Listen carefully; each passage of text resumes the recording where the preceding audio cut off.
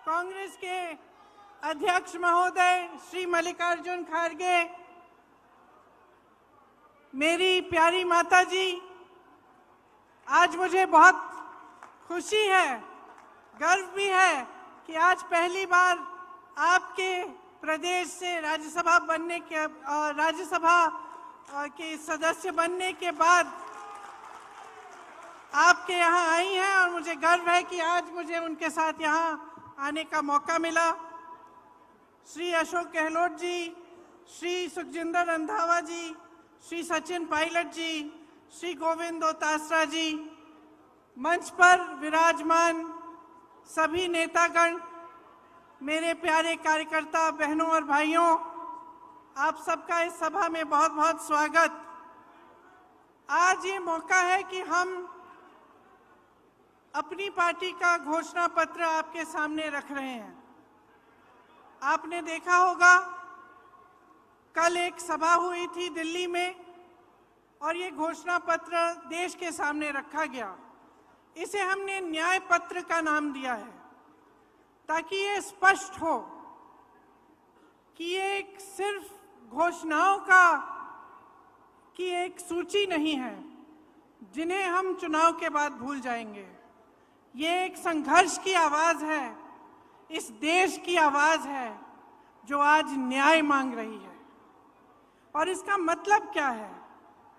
देखिए, आज की परिस्थितियां क्या है, आप मुझसे अच्छी तरह जानते हैं। बेरोजगारी चरम पे है। 45 सालों में इतनी बेरोजगारी नहीं रही जितनी आज है। आपने 10 सालों से मोदी जी की सरकार देखी, भाजपा की सरकार देखी, और अगर आप एक दूसरे से पूछते हैं,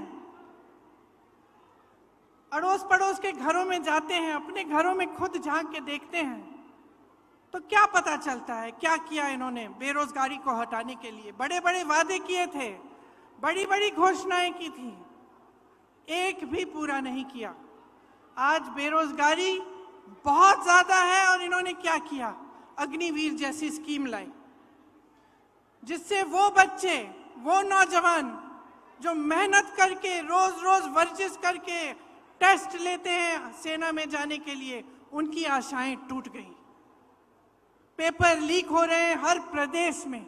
जहां देखिए नौजवान मुश्किल से पढ़ाई कर रहा है, माता पिता कमाकर उसको मुश्किल से लोन लेके कैसे भी उसकी पढ़ाई करा रहे हैं, उसके ट्यूशन करा रहे हैं, पेपर लीक हो जाता है, नौकरी नहीं मिलती। ये परिस्थितियां हैं। आज महंगाई की ये परिस्थिति है कि ठीक है, चुनाव आने लगा तो 2 महीने पहले इन्होंने गैस सिलेंडर का दाम कम कर लिया, लेकिन इतने सालों से क्या दाम था?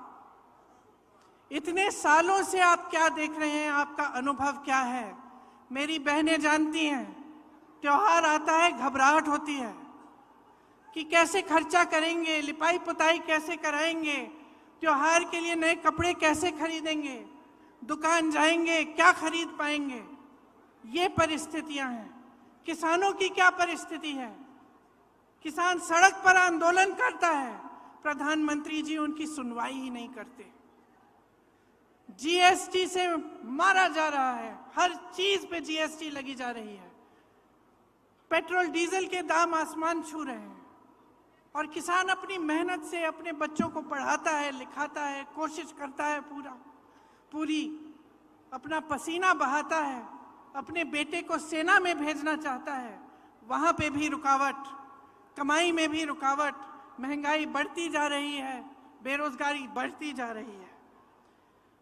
और एक अनोखी बात है, आपने देखा होगा पिछले 5 सालों में क्या इन चीजों की, ये जो परिस्थितियां हैं आपके, ये जो संघर्ष हैं, क्या इनके बारे में आपको टीवी पे कुछ दिखता है?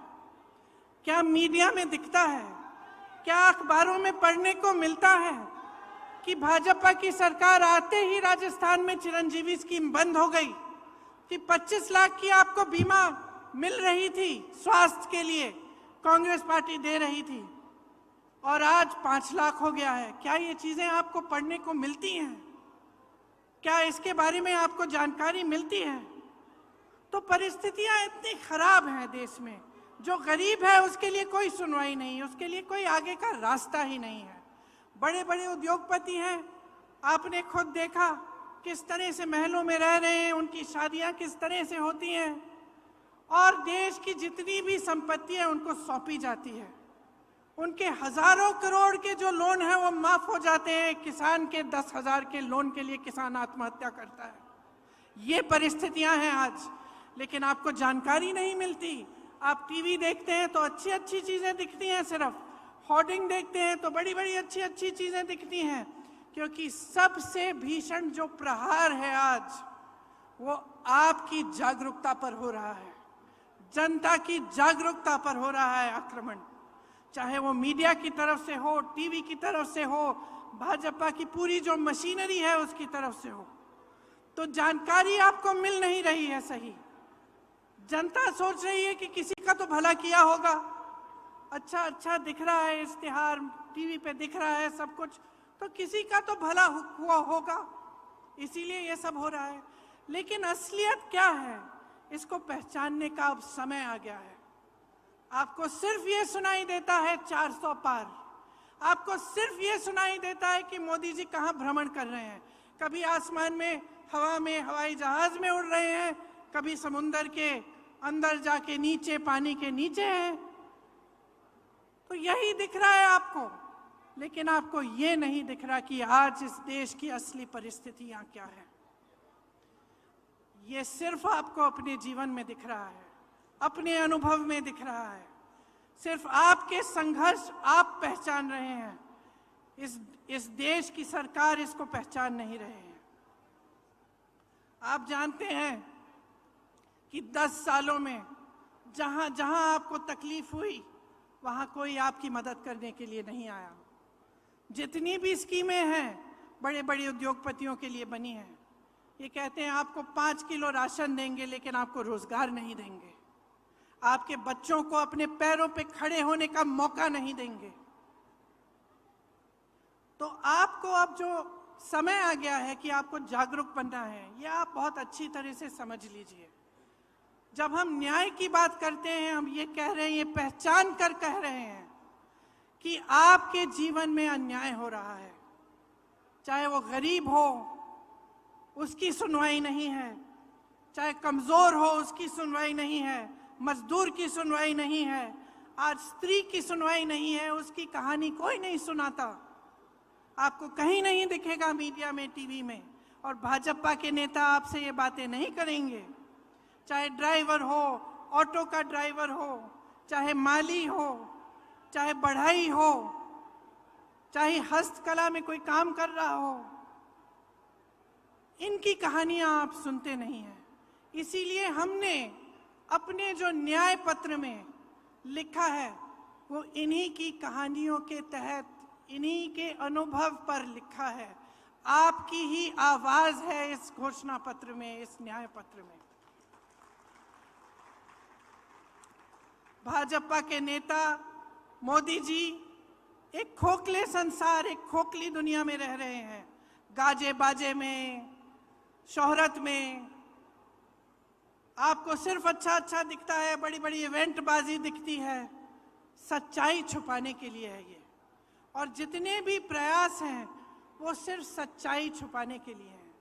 आज पूरे विपक्ष पर हमला है, 2 मुख्यमंत्री जेल में हैं, कहते हैं भ्रष्टाचार पर वार है, लेकिन सब भ्रष्टाचारी अपनी पार्टी में इकट्ठा कर रहे हैं। सारी पार्टियों के जितने भ्रष्टाचारी हैं उनको सब न्योता देके, वो निमंत्रण देके ले रहे हैं, और अचानक उनकी पार्टी में जाते ही स्वच्छ हो जाते हैं, कोई उनके बारे में सवाल नहीं उठाता।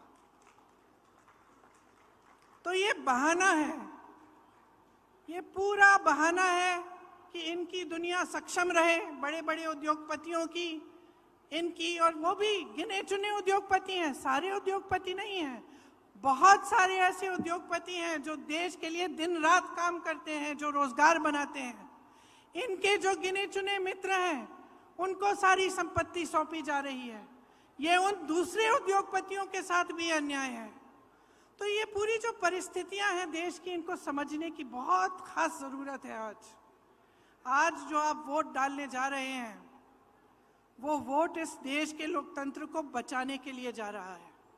अब ये बात आपने बहुत सुनी होगी और कभी कभी आप पूछते भी होंगे कि भाई कैसे हमारा लोकतंत्र असुरक्षित कैसे है।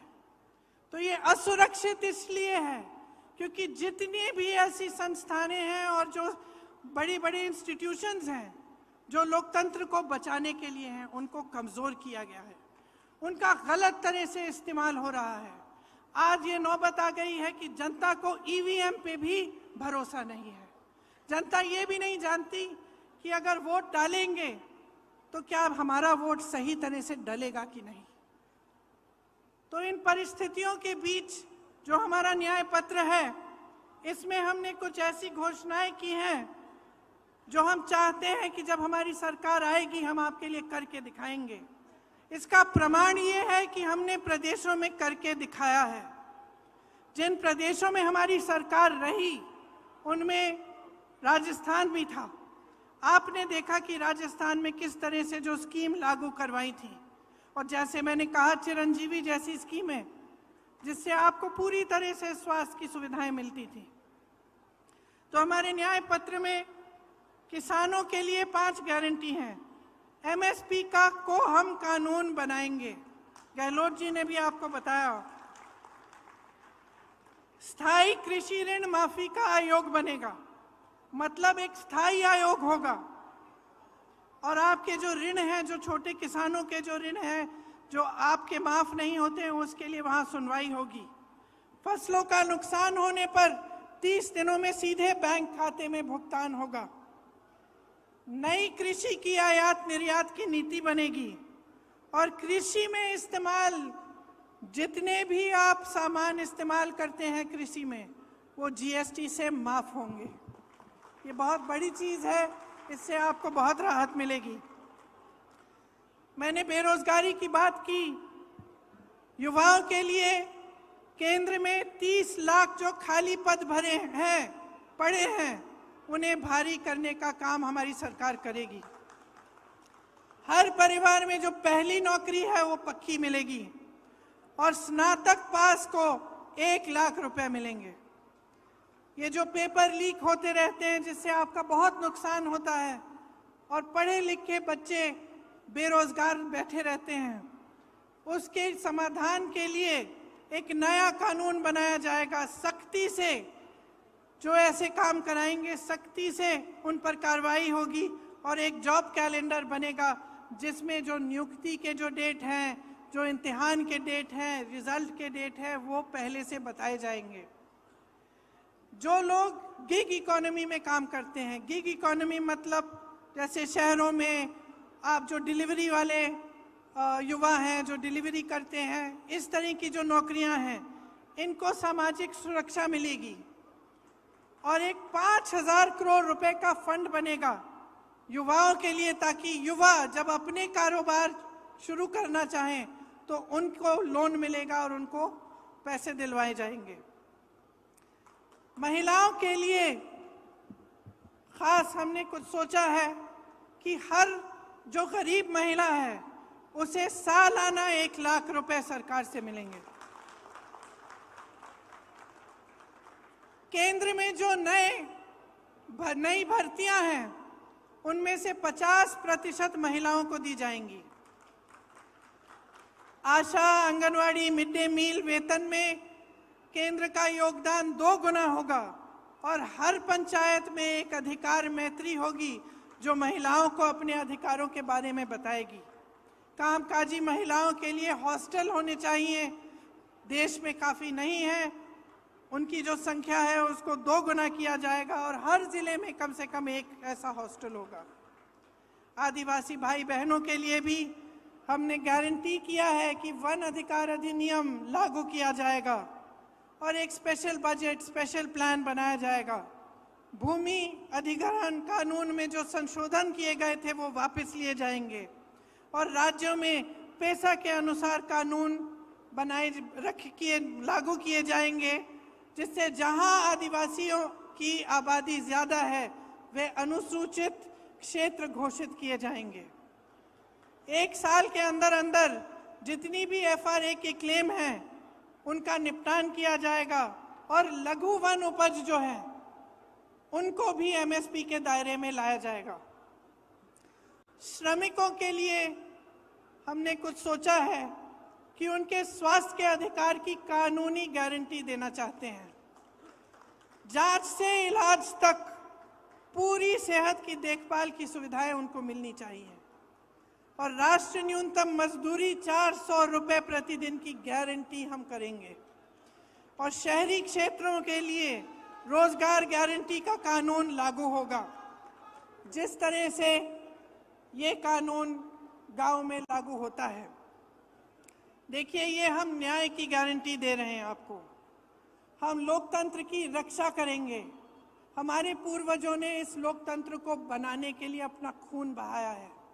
इसी कांग्रेस पार्टी ने, जिसके आप मेरे कार्यकर्ता भाई बहन यहाँ बैठे हैं, इसी कांग्रेस पार्टी ने इस देश के स्वतंत्रता संग्राम को बनाया और उसमें अपना तमाम नेताओं ने जान दी, जीवन दिया और इस देश का निर्माण किया है। मैं सिर्फ एक आग्रह करना चाहती हूँ अपने कार्यकर्ता भाई बहनों से और खास तौर से इस देश की जनता से, इस देश के एक एक नागरिक से ये मेरा आग्रह है, इस चुनाव को आप अपने मुद्दों पर लड़वाइए। जो आपके जीवन का अनुभव है वही सत्य है, वही सच्चाई है। जो आपको दिखाई दे रहा है टीवी पे, इश्तिहारों पे, होर्डिंग्स पे, ये सच्चाई नहीं है। जो ये मोदी जी ने इवेंट बाजी बना रखी है, गाजा बाजा, ये सब जो लोग सोचते हैं कि धर्म के नाम पर, जाति के नाम पर या आपका ध्यान कहीं और आकर्षित करके गद्दी पर सुरक्षित रहेंगे, उनको सच्चाई दिखाइए। क्योंकि जब तक आप अपने अनुभव पर उतरकर अपना वोट नहीं देंगे, जब तक आप अपनी सच्चाई, अपने सत्य, अपने अनुभव के आधार पर इस देश के निर्माण को नहीं करवाएंगे, तब तक ये हालात बदलेंगे नहीं। और हम ये हालात बदलना चाहते हैं। हम आपके हालात बदलना चाहते हैं।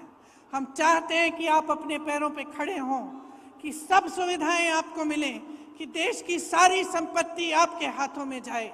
इसीलिए ये चुनाव आपका चुनाव होना चाहिए। ये चुनाव इस देश के लिए होना चाहिए, इस देश की धरती के लिए, इस देश की मिट्टी के लिए, इस देश के लोकतंत्र के लिए, इस देश के संविधान को बचाने के लिए। और मेरी पूरी उम्मीद है कि इसी आधार पर आपका वोट जाएगा। तो आप सबको बहुत बहुत धन्यवाद। कुछ लंबा मैं बोली, अध्यक्ष जी को भी बोलना है। आपने बहुत ध्यान से मेरी बातों को सुना है, इसके लिए बहुत बहुत धन्यवाद। मेरे साथ एक बार बोलिए, जय हिंद।